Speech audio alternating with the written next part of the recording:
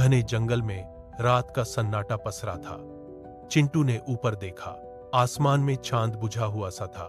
न तारे चमक रहे थे, न ही चांद की कोई किरण जमीन पर गिर रही थी। हर तरफ गहरा कालापन था। चिंटू ने अपनी गर्दन ऊपर उठाई और फुसफुसाया, चांद दादा, क्या हुआ? आप इतने बेरंग क्यों हैं? पास के पेड़ की एक सूखी टहनी पर बैठा उल्लू अचानक जागा। उसने अपने पंख फड़फड़ाए। ठंडी हवा के झोंके के साथ उल्लू ने धीरे से कहा, चांद की मुस्कान खो गई है चिंटू। यह चमक तभी लौटेगी जब कोई दूसरों के चेहरे पर खुशी लाएगा। चिंटू ने अपने कान खड़े किए। उसने अपनी पूंछ हिलाई और जमीन पर एक गहरा निशान बनाया। उसने अपना नन्हा पंजा हवा में लहराते हुए कहा, मैं इसे ढूंढ लाऊंगा। चिंटू तेजी से झाड़ियों के बीच से निकल गया। वह जंगल के उस हिस्से की ओर बढ़ा जहां उसे पहली मदद की जरूरत थी। चिंटू जंगल के घने हिस्से की ओर दौड़ रहा था। झाड़ियों के बीच से गुजरते हुए उसे एक धीमी सिसकी सुनाई दी। वह रुका। एक पुरानी ओक के पेड़ के नीचे गिलहरी बैठी थी। वह जमीन पर अपने दोनों हाथों से खुरच रही थी। उसकी आंखें गीली थीं। चिंटू ने आगे बढ़कर पूछा, क्या हुआ? गिलहरी ने कांपती आवाज में कहा, मेरे अखरोट खो गए हैं। मुझे नहीं पता कहाँ है। चिंटू ने चारों तरफ देखा। जमीन पर सूखी पत्तियां और कंकड़ बिखरे थे। हवा में नमी थी। उसने गिलहरी के पास जाकर देखा। मिट्टी में कुछ निशान थे। चिंटू ने अपने दोनों पंजों से घास को जोर से खींचना शुरू किया। मिट्टी के ढेले उड़ने लगे। उसने अपनी पूरी ताकत लगा दी।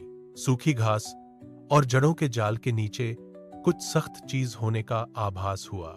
चिंटू ने अपना सिर नीचे झुकाया और मिट्टी खोदना जारी रखा। उसके पंजों के नीचे की जमीन सख्त थी। उसने एक गहरी सांस ली और फिर से खुदाई शुरू की। गिलहरी चुपचाप उसे देख रही थी।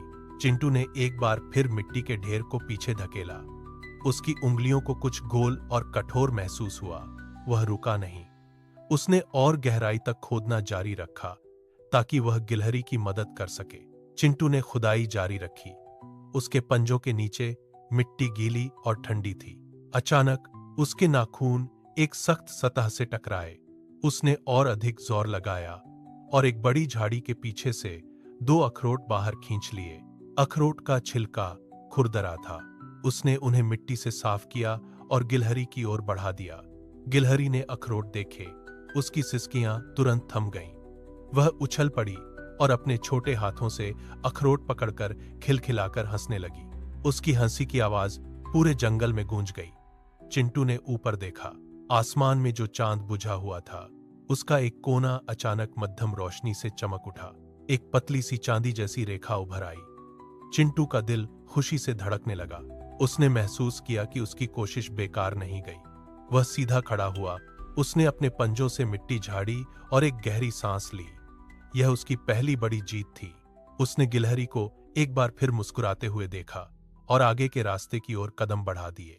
चांद की चमक ने उसके कदमों में और फुर्ती भर दी। वह अब अगले मिशन के लिए तैयार था। चिंटू तेजी से नदी की ओर भागा। किनारे पर पहुंचते ही उसे एक विशाल हाथी दिखाई दिया। हाथी पानी के ठीक किनारे खड़ा था, लेकिन उसके अगले पैर पानी को छूते ही पीछे हट जाते थे। वह बार बार अपनी सूंड को पानी की सतह पर पटकता और फिर पीछे की ओर कदम खींच लेता। चिंटू ने देखा कि हाथी का शरीर थरथरा रहा था। हाथी अपनी आंखें बंद कर लेता और फिर कांपते हुए पीछे हट जाता। चिंटू ने एक पल सोचा और हाथी के पास पहुंचा। उसने अपने छोटे पंजों से हाथी के कान के ऊपरी हिस्से को मजबूती से पकड़ा। हाथी ने चौंक कर चिंटू को देखा। चिंटू ने अपनी पूरी ताकत लगा दी और हाथी को नदी की गहराई की ओर धकेलना शुरू किया। हाथी ने पैर जमाकर रोकने की कोशिश की, लेकिन चिंटू ने अपने पैरों को जमीन में गढ़ा लिया। रेत के कण उड़ने लगे।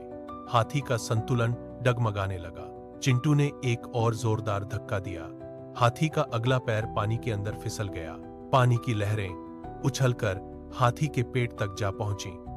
डर और अनिश्चितता की वह स्थिति जहां हाथी का विशाल शरीर पानी के किनारे पर डगमगा रहा था, एक तनावपूर्ण मोड़ पर पहुंच गई। हाथी का भारी भरकम शरीर पानी में धड़ाम से जा गिरा। पानी की बड़ी लहरें चारों ओर फैल गईं। हाथी ने पहले तो घबराकर अपनी सूंड हवा में लहराई, लेकिन तभी पानी के अंदर से छोटी मछलियों ने उसके पैरों के तलवों को छूना शुरू कर दिया। मछलियों के पंख हाथी की त्वचा पर रगड़ने लगे। हाथी का शरीर मरोड़ खाने लगा। वह पानी में ही लौटपोट होकर नाचने लगा। उसकी सूंड पानी की सतह पर जोर जोर से थपथपाने लगी। अचानक हाथी के गले से एक गहरी और गूंजती हुई हंसी निकली। वह हंसी नदी की लहरों से टकराकर पूरी घाटी में गूंज गई। हाथी हंसते हंसते पानी के बीचों बीच बैठ गया। पानी की बौछारें चिंटू के चेहरे पर पड़ी। चिंटू ने ऊपर की ओर देखा। आसमान में जो चांद बुझा हुआ था, उसका दूसरा हिस्सा अचानक चांदी की तरह चमक उठा। चांद की रोशनी अब और भी स्पष्ट और चमकदार हो गई थी। हाथी की हंसी और चांद की बढ़ती चमक ने जंगल के वातावरण को बदल दिया। चिंटू ने राहत की सांस ली और अपने पंजों से चेहरे का पानी पोंछा। एक और बड़ी सफलता उसके सामने थी। चांद का आधा हिस्सा अब पूरी तरह जगमगा रहा था। वह अपनी अगली चुनौती की ओर बढ़ने के लिए पूरी तरह तैयार था। चिंटू दौड़ते हुए एक ऊंचे पेड़ के पास पहुंचा। वहां एक तोता अपनी चोंच को टहनी पर रगड़ रहा था। चिंटू ने उसे इशारा किया। तोते ने अपने पंख फैलाए और गहरी सांस ली। अचानक उसने शेर की डरावनी दहाड़ निकाली। फिर उसने बंदरों की तेज चहचहाहट और टहनियों पर कूदने की आवाजें पैदा की। आवाज सुनते ही झाड़ियों के पीछे से खरगोश, हिरण और लोमड़ी बाहर निकल आए। वे सब भ्रमित होकर इधर उधर देखने लगे। जब उन्होंने तोते को शेर की आवाज निकालते हुए देखा तो वे अपनी हंसी नहीं रोक पाए। एक हिरण जमीन पर लौट गया तो लोमड़ी ने अपने पंजे अपने मुंह पर रख लिए। जंगल के सभी जानवर एक घेरे में जमा हो गए। उनकी हंसी की आवाजें पेड़ों के पत्तों से टकराकर वापस गूंज रही थीं। चिंटू ने ऊपर की ओर गर्दन उठाई। आसमान में चांद का दूसरा आधा हिस्सा भी चांदी की तरह जगमगाने लगा। चांद की रोशनी अब पहले से कहीं अधिक तेज और स्पष्ट थी। पूरी घाटी अब एक सुनहरी चमक से भर गई थी। जानवर एक दूसरे के करीब आए और हंसी के मारे एक दूसरे के कंधे पर हाथ रखने लगे। एकता का यह दृश्य चांद की रोशनी में और भी गहरा हो गया था। चिंटू ने संतोष के साथ अपनी पूंछ हिलाई। शाम ढलते ही जंगल में एक अजीब शोर मचा। एक विशाल भालू पेड़ की एक पतली टहनी पर फंस गया था। वह अपनी भारी देह को संभालने की कोशिश कर रहा था, लेकिन टहनी हर पल नीचे झुक रही थी। चिंटू तुरंत वहां पहुंचा। उसने हाथी के पैर को छुआ, गिलहरी को बुलाया और बंदर को भी साथ लिया। सभी जानवरों ने मिलकर पेड़ के नीचे एक घेरा बना लिया। चिंटू ने जोर से चिल्लाकर भालू को नीचे कूदने का इशारा किया। भालू ने आंखें मूंद दी और नीचे छलांग लगा दी। वह सीधा घास पर गिरा, लेकिन उसका संतुलन बिगड़ गया। भालू गोल गोल लुढ़कने लगा। उसके हाथ पांव हवा में बेतरतीब ढंग से घूम रहे थे। झाड़ियों से टकराकर वह एक गड्ढे में जा गिरा। यह नजारा देखते ही सभी जानवर ठहाके लगाकर हंसने लगे। बंदर अपनी पूंछ पकड़कर जमीन पर लौट गया। हाथी के पेट में मरोड़ उठने लगी। चिंटू ने ऊपर की ओर देखा। आसमान में चांद अब पूरा चमक रहा था, लेकिन उसकी रोशनी में अभी भी एक अजीब सी फीकी परत थी। चांद की चमक पूरी तरह से नहीं खिली थी। कुछ तो था जो अभी भी अधूरा महसूस हो रहा था।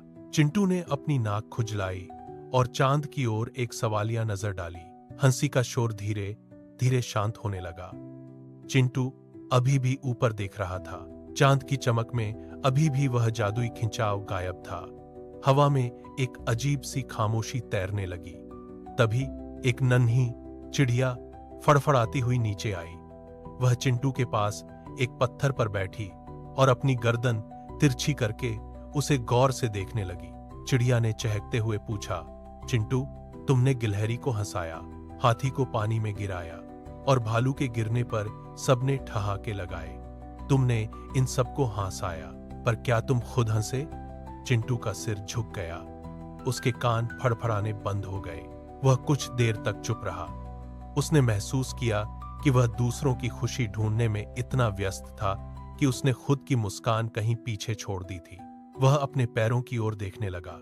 आसपास के जानवर भी अब शांत थे, जैसे वे भी उसी सवाल का जवाब ढूंढ रहे हों। जंगल की हवा में एक भारीपन महसूस होने लगा। चिंटू के मन में एक उलझन पैदा हुई। यह सवाल उसके पूरे दिन की दौड़ भाग के बीच एक दीवार की तरह खड़ा हो गया। वह सोचने लगा कि क्या कोई और भी उसे देख रहा है, ठीक वैसे ही जैसे वह चांद को देख रहा था। उसकी आंखों में एक नई जिज्ञासा चमक उठी। चिंटू धीरे धीरे पास की झील के किनारे बढ़ा। उसने पानी के स्थिर दर्पण में अपना चेहरा झांका। पानी में एक अजीब सी छवि उभरी। उसके कान में एक सूखा पत्ता फांसा था और पूरी नाक मिट्टी से काली हो चुकी थी। अपनी यह दयनीय और बेतुकी शक्ल देखकर वह खुद को रोक नहीं पाया।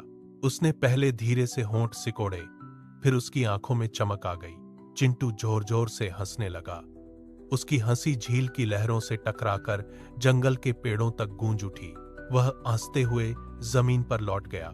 उसके पैर हवा में हिलने लगे। जैसे ही उसकी अपनी हंसी का स्वर आसमान की ओर उठा, बादलों की ओट में छिपा चांद अचानक दमक उठा। चांद की रोशनी इतनी तीव्र हुई कि उसने पूरे जंगल के अंधेरे को चीर दिया। पत्तों पर जमी ओस के कण मोतियों की तरह चमकने लगे। चांद का कोना कोना अब दूधिया सफेद रोशनी से नहा गया था। चिंटू ने अपनी मिट्टी लगी नाक पोंछी और आसमान की ओर देखा। चांद अब मुस्कुरा रहा था। उसकी चमक में कोई कमी नहीं थी। चिंटू की खुद की खुशी ने ही चांद को वह खोया हुआ तेज वापस लौटा दिया था। जंगल के सभी जानवर एक साथ उस चमक को देख रहे थे। आसमान से एक धीमी और गूंजती हुई आवाज आई। चांद बादलों के पीछे से बोल उठा, मुस्कान बांटने से ही बढ़ती है चिंटू। यह सुनकर चिंटू की आंखों में संतोष की चमक आ गई। वह धीरे धीरे घास के अपने नरम बिछौने पर लेट गया। उसने अपने पैर सिकोड़े और सिर को घास में दबा लिया।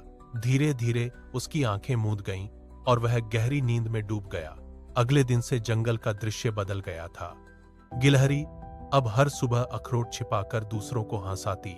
हाथी नदी किनारे जाकर अपनी सूंड से फुहारें छोड़ता ताकि सब खिलखिला उठें। जंगल के हर जानवर ने एक नया नियम बना लिया था। वे दिन की शुरुआत किसी न किसी को हंसाकर करते। खरगोश, बंदर और भालू अब एक दूसरे के चेहरे पर मुस्कान लाने के लिए नई नई शरारतें करते। पूरा जंगल अब हर शाम इसी खुशी के साथ चांद का स्वागत करता था। चांद की रोशनी अब पहले से कहीं अधिक शीतल और उज्जवल थी। चिंटू की उस रात की थकान ने जंगल को हमेशा के लिए खुशियों से भर दिया था। हर रात चांद नीचे देख रहा था और जंगल से उठती हंसी की गूंज उसके प्रकाश को और भी गहरा कर रही थी। सब कुछ शांत था, बस हवाओं में अब हंसी की एक मीठी धुन घुल चुकी थी।